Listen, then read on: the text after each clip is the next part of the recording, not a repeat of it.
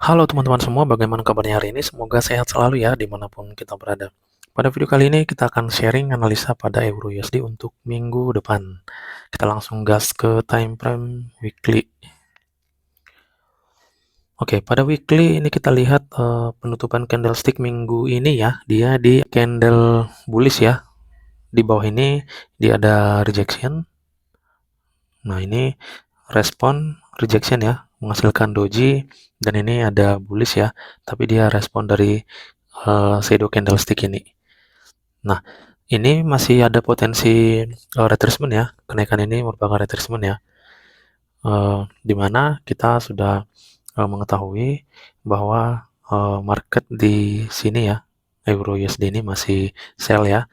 Ini ada lower low. Di atas ini ada higher high. Jadi ini sudah sering ya kita marking di analisa mingguan ya. Itu adalah QM sell ya. Oke, kita turun ke time frame daily. Di time frame daily kita lihat eksternal strukturnya ya. Dengan adanya lower low, higher high ini, maka itu merupakan adanya perubahan tren ya. Di sini uh, terbentuk boss. Oke. Nah, sedangkan di area bawah ini terbentuk change of character. Nah, ini ya. Oke. Maka tren saat ini masih sell. Dia ketemu order blocknya di shadow candle ini. Sorry. Ini dia sebagai order blocknya, dia sudah respon, harga turun. Nah, sekarang dengan melalui smart money concept, normalnya biasanya kan harga akan membuat boss di bawah ini setelah adanya change of character di area sini. Nah, ini.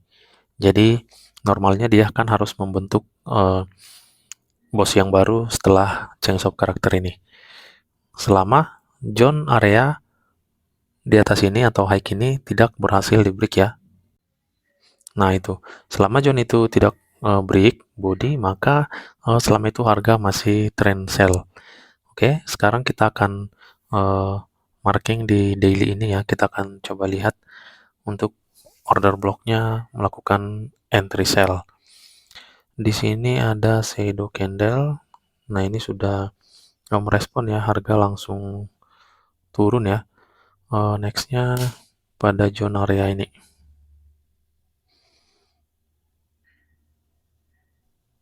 Apakah ini masih fresh? Oh, ini sudah tidak fresh ya.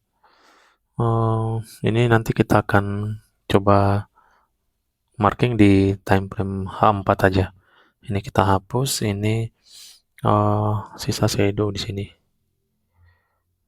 Nah, di sini juga ada shadow candlestick. Nanti ini boleh kita refine di H4 ataupun H1-nya. Oke. POI saat ini pada daily sisa 2 ya. Kalau kita lihat di area yang masih fresh di atas itu ya. Kalau di area zone ini sudah kena di sini ya.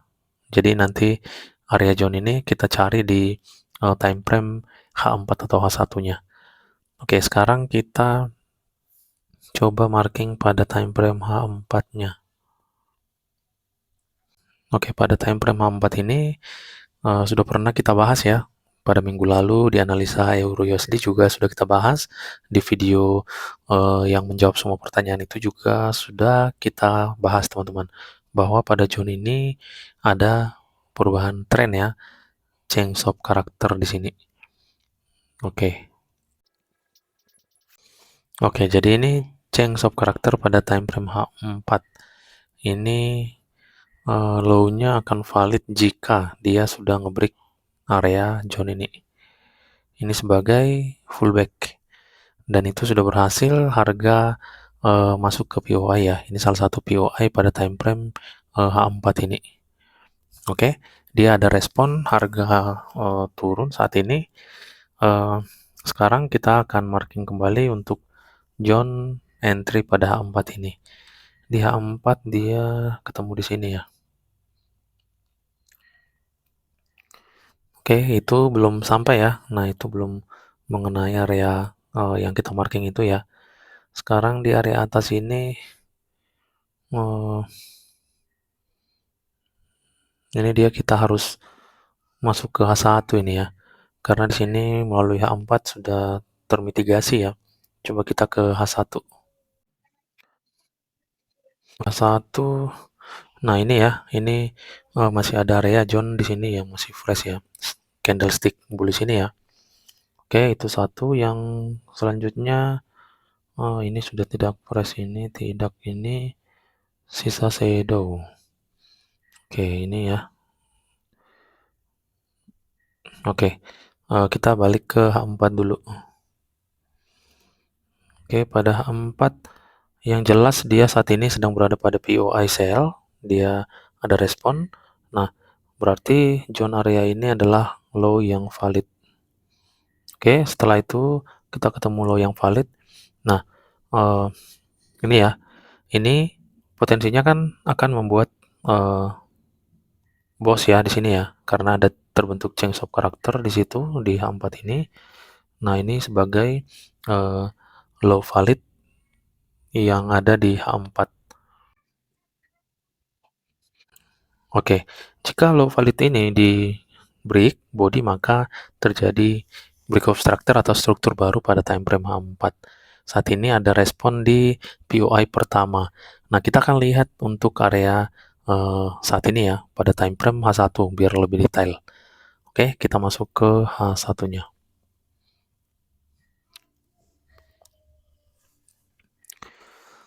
Pada H1 kita akan marking break of structure ya di H1 ini. Ini kita kasih sampai di sini.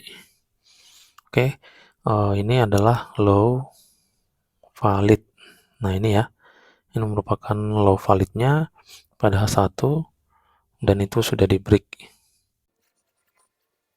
Maka di sini adalah sebagai break of structure pada time frame H1 karena itu sudah full body ya. Di sini ya, ini adalah full body.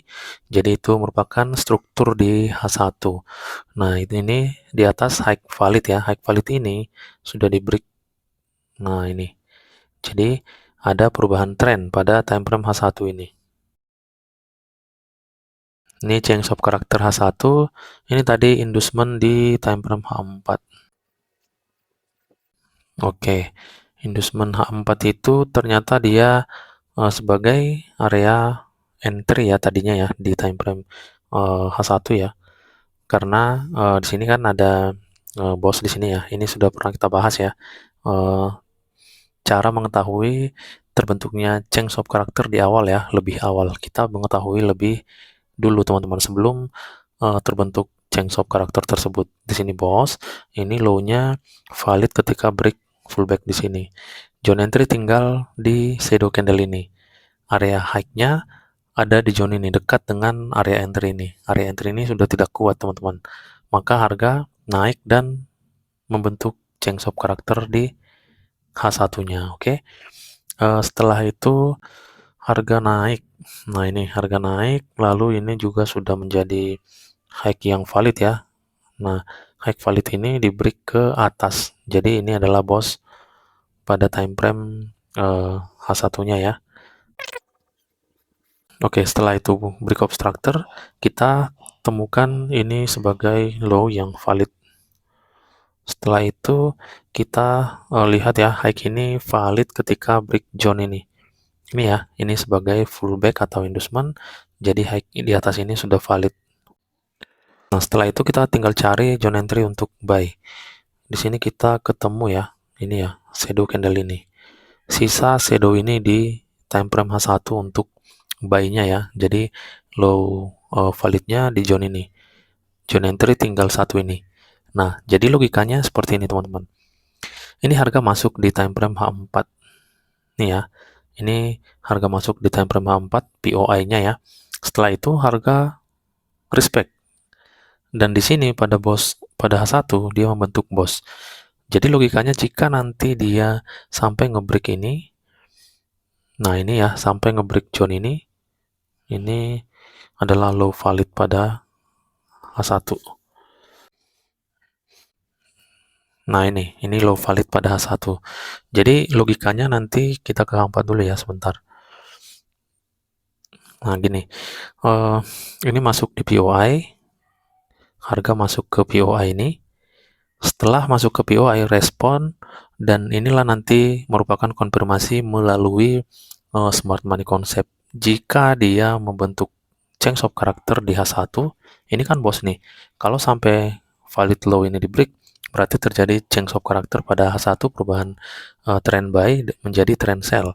Maka ini sudah terkonfirmasi teman-teman, merespon bahwa harga ini akan turun. Jadi jika nanti harga retracement kembali ke zone ini, maka di situ kita boleh mengambil sell-nya. Nah, itu kita jadikan sebagai konfirmasinya ya. Setelah terbentuk change of character nanti di zone ini. Jadi kita anggap aja nanti dia turun sampai di zone ini, naik lagi ke sini, berarti dia potensinya akan turun kembali. Ya, setidaknya biasanya kan dia harus membentuk struktur yang baru ya pada H4 ya. Menjadi bos di H4. Nah, inilah logika analisanya teman-teman.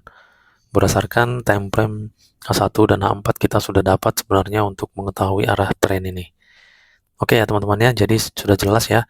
Intinya jika zone ini di break maka terjadi kembali bos pada H1, berarti zone ini area OB pada H4 ini tidak merespon ini. Responnya hanya sampai di zone ini, maka ditembus jika sampai ini terjadi bos pada H1-nya. Berarti kita tinggal lanjut buy-nya. Nah, gitu aja. Oke, teman-teman. Paling itu aja yang bisa kita lihat ya. Melalui time frame H1 dan H4, kita sudah mengetahui ya strukturnya, dan semoga analisa kita ini bermanfaat serta menambah wawasan untuk kita semua.